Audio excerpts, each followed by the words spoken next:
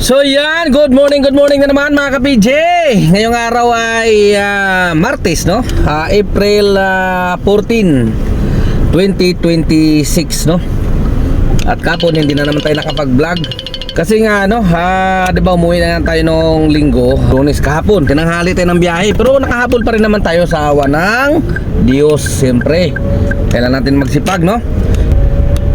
Lunes kahapon, ang naging earnings nga pala natin ay 4,326, no? Eh, hindi na rin naman masama dahil nga nung linggo meron tayong halos 8,000 na earnings, no? At yung earnings naman natin ngayon sa mga oras na ito alas 9:57 na, no? Meron na tayong earnings na 3,923. Wow, mag-aapat na libo na. Aga-aga pa lang, ang ganda ng biyahe natin. Baga tayo bumiyahe kanina, no? Kaya yun, maganda-ganda yung biyahe natin. Dire-diretso yung booking. So meron na tayong 11 bookings ngayong araw ng Martes. Alright. So sige lang, tsaga-tsaga lang, no? At salamat naman at medyo bumaba na yung gas. Kita natin kanina halos 5 piso yung binaba, no? Thank you Lord, malaking bagay din yun, yung 5 piso. Sa diesel yata parang 20 pesos. Yan, laban. At sa mga nagtatanong kung bakbak pa rin daw tayo, no?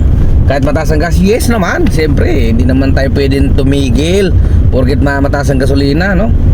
Saka siyempre, hindi naman siguro tayo aabot sa yung halos wala ka nakikitain, di ba? Meron at meron pa naman. Liliit nga lang. Sabi nga nila, di ba?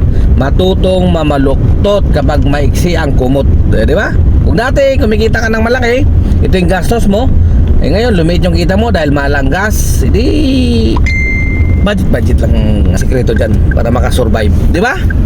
Huwag na natin maggastos ng gastos kung talagang maliit na yung ating kita. Mahirap naman yun, di ba? Kung ano lang yung kasya doon sa budget natin saka yung kinikita natin, doon tayo magbabase sa ating budget. Huwag tayo susobra doon, kasi pag sumobra tayo doon ay yari tayo, magkakabaon-baon tayo sa utang. Alright, good news yun good news dahil bumaba. Sana magtuloy-tuloy. So nandito nga pala ako ngayon sa Mall of Asia, no? Dito tayo nakapaghatid sa Conrad Mansion ba yun? Basta yun. Rolling ako, no? Rolling. May pumasok na sana na booking, in-ignore ko na muna. Kasi nga nagbablog tayo. Gusto kong magdire-diretso yung vlog. Right? So yun lang mga ka-PJ, no? Laban. Huwag susuko, no? Huwag sumuko. Sabi kanila, ang umaayaw ay hindi nagwawagi, di ba? Ang mga nagwawagi ay hindi umaayaw. Alright, kaya laban! So mamaya update ko kayo. Let's go!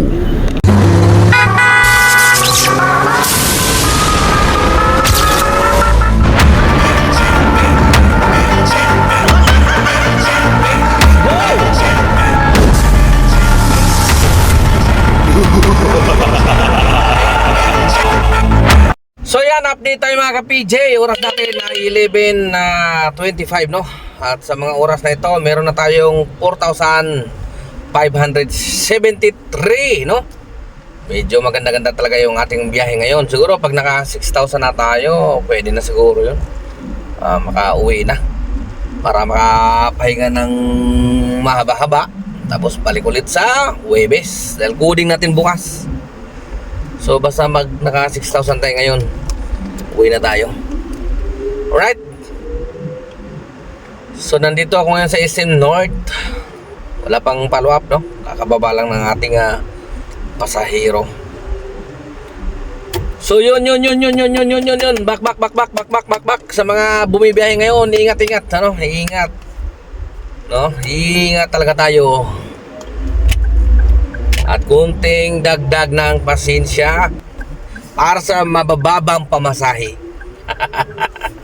Wala tayong magagawa kundi ang magtiis, no? Minsan pitot-pitot, kakanain natin yan. Pandagdag na rin yun. Okay.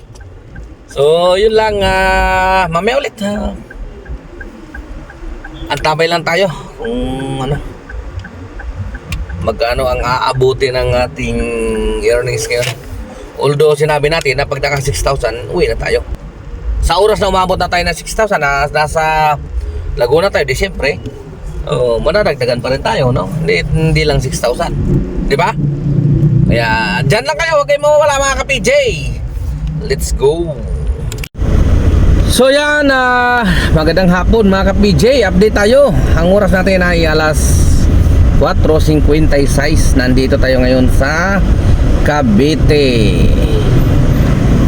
Dito tayo sa may sa may Pasong Kawayan.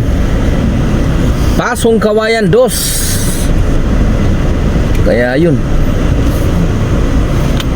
waiting tayo. Nakasit din na tayo pa si Marilao para malayo-layo kung sakali pasukan. Sana pasukan tayo mula rito hanggang doon diretso. Talagang swerte na yun pag pinutukan tayo nun. Okay, so update din tayo sa ating earnings sa mga oras na ito. Alas 4:58 na. Meron na tayong 6,441. Alright. So and then maganda-ganda na yan. At sana mas lalong gaganda yan kung tayo ay puputukan mula rito sa Cavite. Okay, sumaga pa mag alas 5 pa lang. Sana lang maputukan tayo. At saka meron na rin tayo nakuha na 2 streak. 400 na rin yun. Okay, so mamaya lang mga ka-PJ, no, update ko kayo kung tayo ba ay mapuputukan dito sa Cavite. Alright, so mamaya ulit magbabalik si ka-PJ. Let's go. So ito na, final na mga ka-PJ, no? Oras natin ay alas 9. Ayun, no, alas 9:19. Alright, at nandito rin ako sa Valenzuela, sa may expo ito, Valenzuela. At yung ating earnings ngayong araw ng Martes ay 7,524 at naka 24 na bookings. At syempre dadagdag natin dyan yung 2 streak na nakuha natin. Ayun, o, yung 2 streak, isa, yun, o, isa, tapos 2. So bali 7,500 plus 400, 79. Ayun, o, 7,500 plus 400 equals 79. Mahigit. Okay, so pwede na rin. Bukas coding natin, pahinga naman. At Webes ulit tayo magkakarinigan mga ka-PJ, no? At salamat naman at kahit pa paano maganda-ganda yung ating biyahe ngayong araw. Okay, so yun lang mga ka-PJ. Ako'y magpapasalamat muli sa inyo sa patuloy na pagtangkilik. Kahit unti-unti na tayo medyo bumabagal yung views natin. Yung iba nagsasawa na manood, yung iba naman ay malamang baka tumigil lang sa pagbiyahe. At yung iba baka hindi na masyadong interesado sa pagpasok sa Grab dahil mataas yung gasolina. Okay, so naintindihan ko naman kayong lahat. Kaya okay lang yan. So yun lang, dito na ako magpapalam dahil nandito na ako sa Valenzuela. Kayo naman na bahala dyan sa mga nagbibiyahe pa at mga bibiyahe pa lang. Ingat-ingat sa mga nagbibiyahe. Okay, so ka-PJ nyo, temporary signing off. Adios mga ka-PJ. When you get